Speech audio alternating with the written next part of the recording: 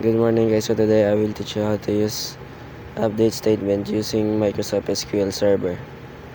So update statement is you're going to update if you want to change in existing data or records.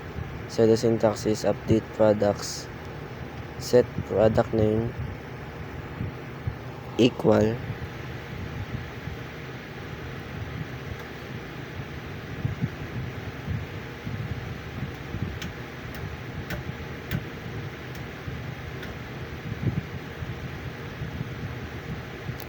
Chase Young.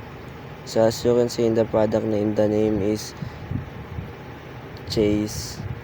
So I'm just going to add Young in our name. Where so the product ID number 1 because the Chase is the product ID number 1. After we execute that,